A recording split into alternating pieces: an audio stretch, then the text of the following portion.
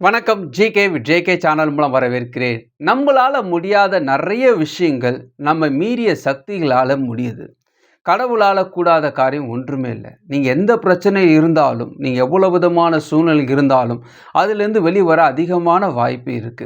ஏகப்பட்ட கடன்ல மாட்டிக்கிட்டேங்க. என்னோட சக்திக்கு மீறி ஒரு கடன் வாங்கிட்டேன்.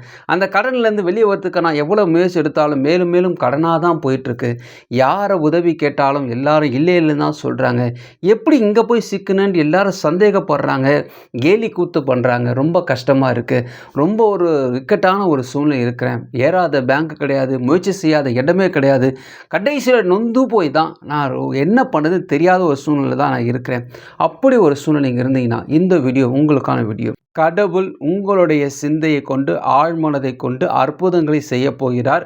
அதற்கு நீங்கள் எப்படி ஒத்துழைக்கணும்? என்ன நீங்க செய்யணும்? இத பத்தி தான் டீட்டெயிலா நம்ம பார்க்க போறோம். நம்பர் 1, கடவுளுக்கு தெரிந்த உங்களுடைய எதிர்காலத்தை உங்களுடைய சிந்தையில் எண்ணங்களாக கொடுக்கிறார். ஆழ்மனம் என்பது ஒரு கோட்டைங்க. அதற்கு வாசல் சிந்தை வச்சுக்கோங்களேன். இந்த ஆழ் மனசுக்குள்ள உங்களுக்கு ஏற்கனவே இருந்த பயம், கவலை, துக்கம், தோல்விகள் இதெல்லாம் இருக்கு. இந்த டைம்ல இப்பொழுது போல ஒரு வார்த்தை வருது. "நீ நல்லா இருப்பப்பா, எல்லாமே மாறப்போகுதுன்னு" ஒரு வார்த்தை வருதுன்னா, இந்த ஆழ்மன கோட்டைக்கு ஒரு வாசல் தான் சிந்தை. இந்த சிந்தை வழியா தான் ஆழ்மனத்துக்கு போகணும். அப்போ அந்த சிந்தை என்ன பண்ணும் பார்த்தீங்கன்னா, "யாருப்பா நீ உள்ள வந்திருக்க? புதுசா இருக்கியே, மோட்டிவேஷனா சொல்றியே, இதெல்லாம் நடக்க வாய்ப்பே இல்ல. நீ கொஞ்சம் இப்படி ஓரமா நில்லு." இது ஏன்னா கோட்டைக்குள்ளே இருக்கிறவங்க பயத்தோடும் துக்கத்தோடு இருக்கிறாங்க. அப்பேற்பட்டவங்க இருக்கும்போது நீ புதுசா ஆளாக்குறியே, உன்னை அலோவ் பண்ண மாட்டேன்னு அங்கேயே நிற்க வச்சிரும். அதே நேரத்தில் அதே வாசல் வழியாக மறுபடியும் ஒரு பயம் வருது, ஒரு துக்கம் வருது.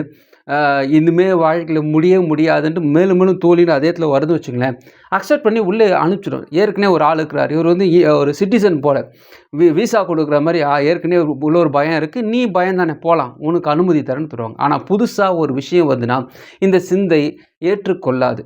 ஏன்னா சந்தேகப்படும். நம்பர் 2, ஆழ் மனதை அடையும் வழி. இந்த சிந்தை ரொம்ப நாளாகவே ஒரு விஷயத்தை உங்களுக்குள்ளே ஏற்றுக்கொள்ளாமல் இருக்கிறதுக்கான காரணம் நன்றி உணர்வு.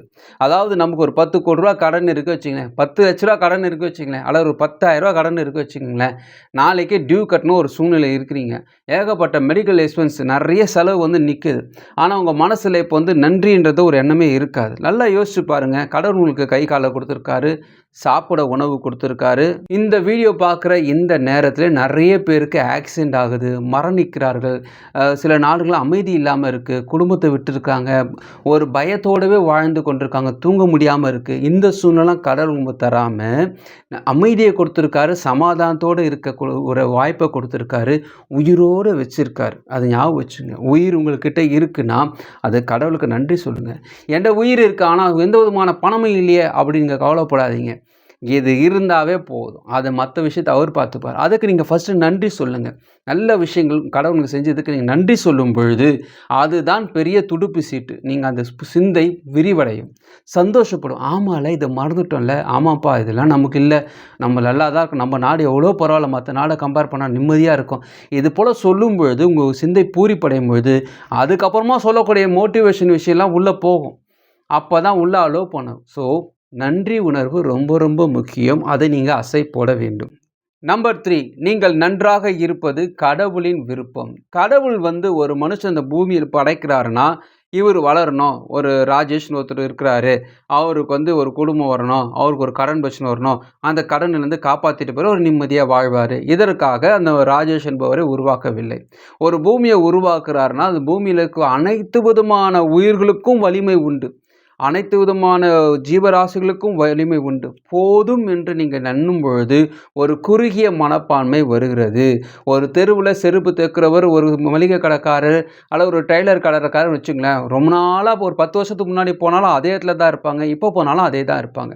எந்த விதமான வளர்ச்சி இல்லாத காரணம் போதும் என்ற ஒரு மனம். போதும் என்றது நல்ல விஷயம் தானே. எது போதும்? போதும் என்றது ஒரு ஒழுக்கம். ஒரு மனைவி, ஒரு குடும்பம், இது ஒழுக்கம். அதுக்கு மேலே போனால் அது பாவம். ஸோ இதுதான் அங்கே சொல்லப்பட்டிருக்கிறதே தவிர செல்வத்தை பற்றியோ ஒரு பணக்காரன் ஆகிறத பற்றியோ அங்கே சொல்லவில்லை. கடவுள் உங்களுக்கு ஒரு பணம் கொடுக்குறாருன்னா அதை வச்சு ஒரு வளர்ச்சி, உன்னை நம்பி ஒரு 10 பேர் 10 குடும்பம் வாழட்டுமே, ஒரு 100 குடும்பம் வாழட்டுமே, பெருசாக சிந்திங்களே. அவங்களுக்கு சம்பளம் கொடுத்தீங்கன்னா அவங்களும் நல்லா இருந்துட்டு போவாங்க இல்லையா? நீங்கள் ஏன் அதில் ஒரு எம்ப்ளாயாகவே இருக்கணும்னு நீங்கள் விரும்புகிறீங்க? இது போல் எண்ணங்கள் தான் பார்த்தீங்கன்னா நம்ம உண்மையாகவே கடவுள் பிளஸ் பண்ணாமல் இருக்கிறதுக்கான முக்கியமான காரணம். பார்ட் 1ல் கூட இதை சொல்லியிருக்கேன். உங்களுக்கு 10 லட்சம் கொடுத்தா போதும் நீங்கள் நினச்சிங்கன்னா கடைசி வரைக்குமே அந்த கடன் உங்களை விட்டு போகாது. அந்த 10 லட்சத்தை காட்டிலும் நீங்கள் விலை மதிக்க முடியாதவர்கள். நீங்கள் அதை விட மேலானவர்கள். பல கோடிகளுக்கு சொந்தக்காரர்கள் நீங்கள். பல கோடி வேல்யூவான ஒரு பர்சன் நீங்கள். ஏன் உங்களுக்கு 10 லட்சத்தில் குறுக்கிக்கிங்க? இது போல் எண்ணம் உடையவர்களுக்கு எந்த விதமான பணமும் வராது. அது போல் இல்லாமல் கடவுள் என்ன பிளஸ் பண்ண முடிவு பண்ணிட்டார். இது ஒரு அமௌண்ட், அவ்வளோதான். அவர்கிட்ட இந்த விஷயத்தை சொன்னால் போதும். ஆனால் உங்களுடைய எண்ணங்கள் எல்லாம் பெரிதான விஷயத்துக்காக காத்து கொண்டு இருக்க வேண்டும். அப்படி இருந்தால் தான் அது செயல்படும்.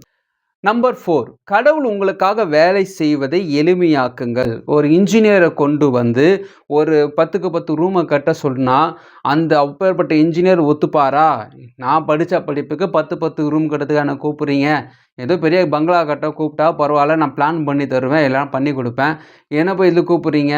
அதே போல தான் அப்பேற்பட்ட தெய்வம், அப்பேற்பட்ட உலகத்தை படைத்த தெய்வம் உங்களுக்கான ஒரு விஷயத்தை செய்கிறாருன்னா அவர் அளவுக்கு உங்களோட சிந்தை பெருசாக இருக்கணும். எப்போ இவனுக்கு புரிய போகுது? இவன் வளர்ந்துட்டான், இன்னும் கூட சின்னதாக சைக்கிள் ஓட்டிட்டு 3 சக்கர சைக்கிள் ஓட்டிகிட்டே எப்போ தான் வளர போகிறேன்?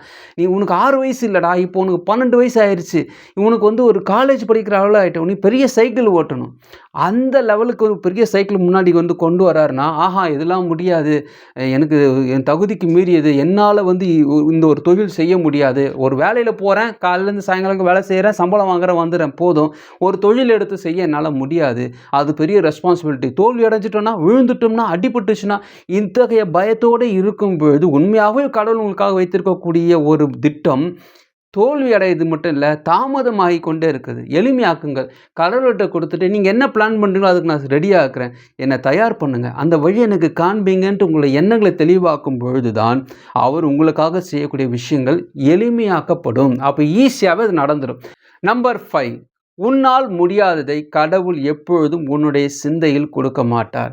10 கிலோமீட்டர் தான் என்னால் ஓட முடியும், அதனால் அதுக்கு மேலே ஓட முடியாது, ரொம்ப டயர்டாகிடுவேன், என்னோடய வயசுக்கு இவ்வளோ தான் பண்ண முடியும், அதுக்கு மேலே போனால் எனக்கு மூச்சு வாங்கும், இதெல்லாம் நம்ம சொன்னோம் வச்சுங்களேன்.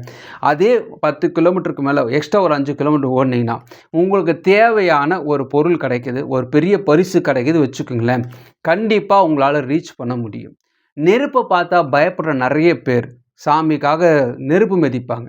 அப்போ அவங்களால ஏன் முடியுது? கொஞ்சம் தூரம் நடக்கிறதுக்கே யோசிக்கக்கூடியவங்க வழி நடப்பாதை நடப்பாங்க, அவ்வளோ தூரம் போய் கிரிவலம் போவாங்க. இதெல்லாம் எப்படி அவங்களால முடியுது? அவங்க சிந்தையில் எப்படி இத்தகைய விஷயங்கள்லாம் வருது? ஒரு அசாத்தியமான ஒரு தைரியம் எப்படி வருது?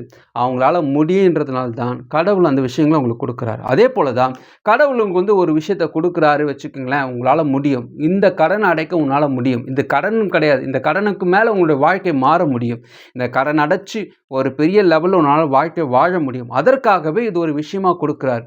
நீங்கள் இதையே பக்கத்தில் வச்சு பார்க்க அது பெருசாக தான் இருக்கும். ஸோ உங்களுடைய இலக்கை நீங்கள் மாற்றுங்க. நீங்கள் 10 கிலோமீட்டர் கிடையாது, உங்களோட இலக்கு உங்களால் 15 கிலோமீட்டர் ஓட முடியும். இந்த கடனை காட்டிலும் உங்களால் வேகமாக ஓட முடியும். இந்த கடனையும் கடந்து உங்களால் ஓட முடியும். இதையும் கடந்து ஒரு நாள் நீங்கள் மேலே வரும்பொழுது நான் சொல்லக்கூடிய விஷயங்கள்லாம் உங்களுக்கு ஆச்சரியம் அளிக்கும். இது வரைக்குமே உங்களை பற்றி நீங்கள் நினச்சி கொண்டிருக்க தாழ்மையான விஷயங்கள், என்னால் முடியாது என்று சோர்ந்து போயிருக்கக்கூடிய விஷயங்களை கடவுள் உங்களுக்கு ஞாபகப்படுத்தி சொல்கிறாரு, உங்களால் முடியும், உன்னை கொண்டு தான் இந்த விஷயங்கள்லாம் செய்ய போகிறேன், உன் சிந்தையில் இதெல்லாம் போடு, மறுபடியும் நீ எழுந்து ஓட முடியும், உன் வாழ்க்கையில் பெரிய திட்டங்கள் வச்சிருக்குன்னு கடவுள் உங்களோட உணர்த்தி கொண்டு இருக்கிறார். ஸோ இந்த வீடியோவை நீங்கள் பார்த்தது மட்டும் கிடையாது, நிறைய பேருக்கு ஷேர் பண்ணுங்கள். இது போல் நீங்கள் ஷேர் பண்ணும்பொழுது மற்றவர்களுக்கு நீங்கள் உதவி செய்ததாக கருதப்படும். அதாவது இந்த பிரபஞ்சத்துக்கு நீங்கள் என்ன கொடுக்குறீங்களோ அந்த பிரபஞ்சம் அதே விஷயத்தை உங்களுக்கும் கொடுக்கும். இந்த வீடியோ உங்களுக்கு பிரோஜனமாக நினைக்கிறேன். உங்கள் ஃப்ரெண்ட்ஸோட ஷேர் பண்ணுங்கள். பிரோஜனமாக மட்டும் மறுபடியும் பார்க்கலாம். வணக்கம்.